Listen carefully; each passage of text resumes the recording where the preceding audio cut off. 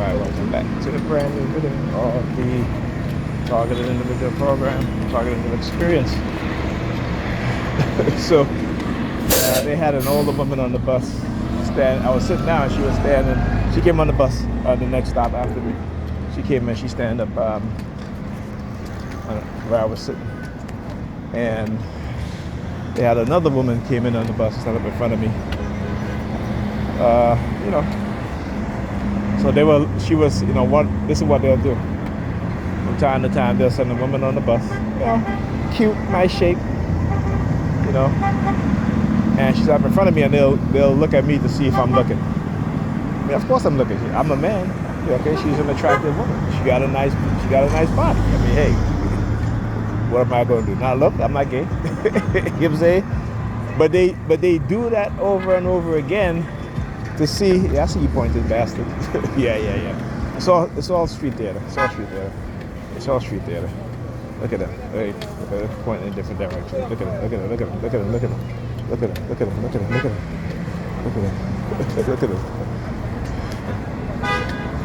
Trying to be slick. She crossed in front of me. The woman here pointing at me. You guys saw that? I'm recording, so of course, I'm showing you guys exactly what it is that they do. All right. So anyway, yeah. So they will do that to see if I'm like, you know, first of all, y'all can't override nature, a man's nature and a woman's nature. You cannot well, let me not even say that. They can't actually, particularly if you don't know what's happening to you. You know, that's why a lot of black women and black men, you see a huge increase in them identifying as gay, bisexual, and transgender. And again, it is not by coincidence, accident, all right, act of nature, or an act of God. It is deliberately perpetrated on black people, but it's even more so perpetrated on Hispanic people. Because why? Because they're the second most populous people in the United States. And I say this over and over again because, you know, not only am I saying it, but I can prove it. And you look at Sweden, it's a good example. In Sweden, they realize that there is a huge increase in young boys and girls identifying as transgender. And when they look over the past decades, they saw it be like a really steady low trend, right? And then within the past 2 decades, right, you see the huge rise in LGBTQ people, particularly young people. And you also see, you know, medical, pharmaceutical, creating drugs and all this stuff, and, you know, medical equipment industry creating tools to use to physically alter one's sexual organs, right? They said something is not right here. Something is going on here. What's going on, right? So what they've done is that now they did a study, and what they found out that the internet, particularly social media, particularly look at them. I tell you, a bunch of crazy ass people, crazy ass stalkers, stand up there sticking his finger in his ears when you see me. Crazy ass stalkers, crazy ass people, man. I tell you, unbelievable. But anyway, what they found out is that a lot of young people were being manipulated psychologically into believing that they're LGBTQ, right? That they're transgender. And what is called, what they call social online contagion. Meaning that you have people who are in the LGBTQ community who are specifically targeting, I was sticking a finger in the air, what I just said, correct? Right? What they found out is that people in the LGBT community are targeting young children. They're targeting young children, and so in Sweden they put a ban on prescribing children hormonal drugs, in your accredited department, of course, right? And also a ban on children having sexual orientation operations. Okay? Like I said, the crazies will want you to be crazy, and those in the LGBTQ community, not all, will try to make others like them. Okay? This is just the way it is. Same thing with religion. In religion, you are putting religion, you want to convert people. Right? See, I'm not trying to convert anybody. I'm trying to let people know the truth. Okay? And so that was a big part of why Sweden has changed the laws in terms of how they handle children who identify as such. Right? To wait until that they are 18 before they get on any sort of hormonal drugs, and at least 21 years old before, if they still identify as such and they still want to go through operations, at least they'll become an adult. They will be 21 years old and they can make that decision on themselves. Right? That way, because children get influenced very easily.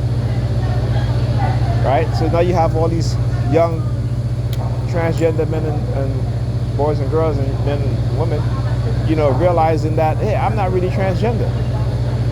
And those who have the operation is like, hey, you know what? I want to have a kid. I can't even have a child anymore because of what they've done to me. Right? And here's the thing, though, and how cognitive warfare works. Right? Now, and then you have parents who, instead of, being good parents, would allow their child to have these sort of operations. Because again, they think it's cool. It's the end thing. Oh, my child is LGBTQ. Oh, I'm so happy. Come, you know what I'm saying? It's like, it shows you how this government and how people within certain industries can train people who to engage in psychological manipulation, right? And coercion. And like I said, it's cognitive warfare. You don't just as in coercive persuasion programming, you don't see how you're being conditioned. You don't see how you're being manipulated, right? And it leads to negative and detrimental outcomes. And when it happens, when those outcomes happens, people are going to be like, oh, it's your own action. It's your this and that. No, it's not. No, it's not. You were manipulated.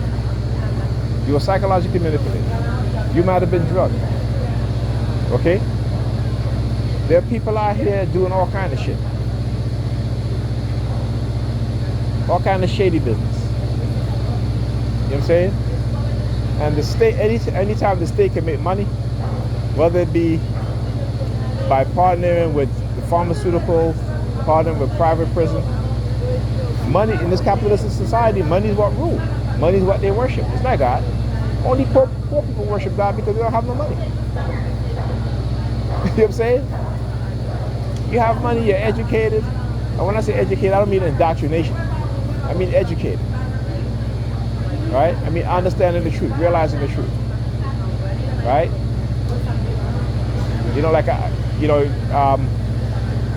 I'll post stuff on Facebook, about black people settling in other parts of the world. We all know this. Every archaeologist, every historian will tell you that human beings came out of Africa and what they call the interior of Africa. Ain't Egypt. It ain't what they call the Middle East today, because that's actually Northeast Africa. That's not the Middle East. Okay, it's all part of Africa. It's all one landmass. Okay? Right? And the people were they'll laugh, especially the Arabs and the white people, they'll laugh. And I'm like, you laughing, but I'm giving you all the sources. From Arabs, from white people, from Asian people, Asian historians, who understand the truth.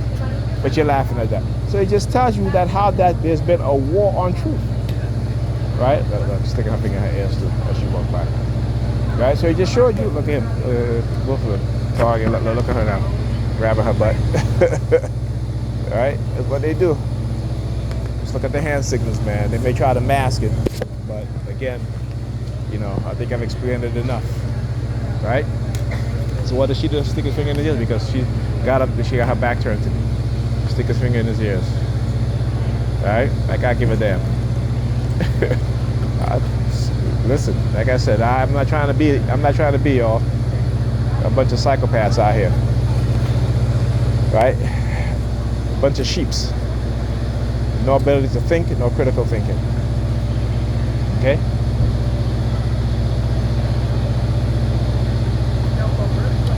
Right? Yeah, look at them. All the hand signals that they're doing.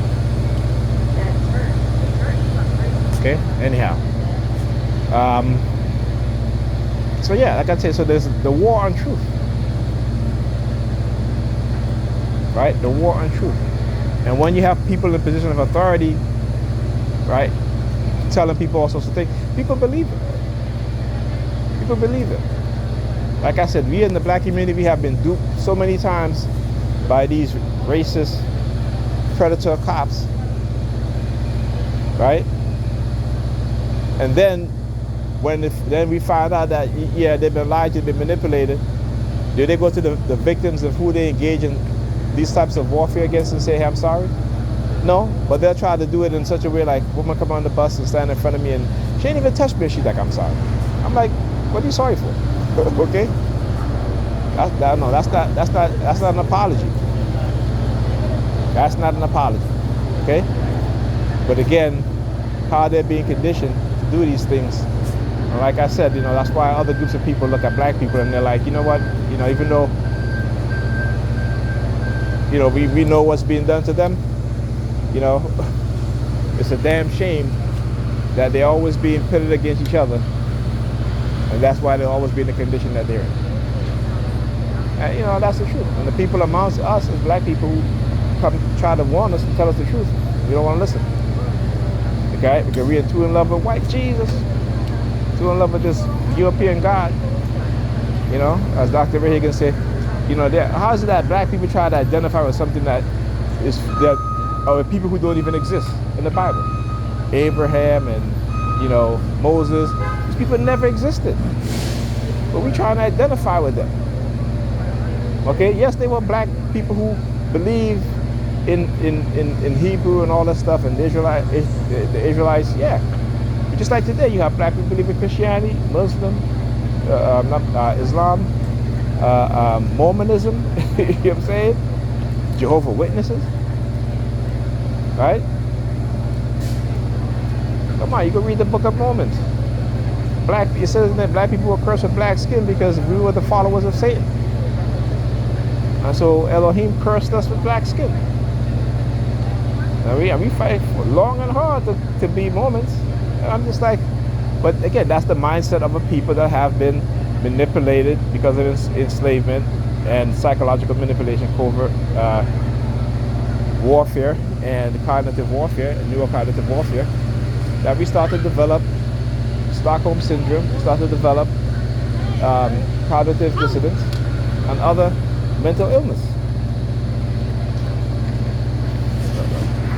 Hand signal. Hand signal. Look. Hand signal.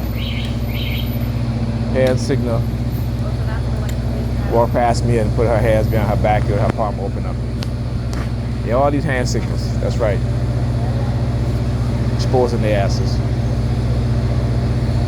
Exposing their asses. Right? So as I say, we as black people, we have mental illness, and it's not because we were some of the trauma is passed down through DNA, but we continue to be attacked on a daily basis. We are continuing to be manipulated, because we are continuing to be used against each other in ways, and like how they're being used against me.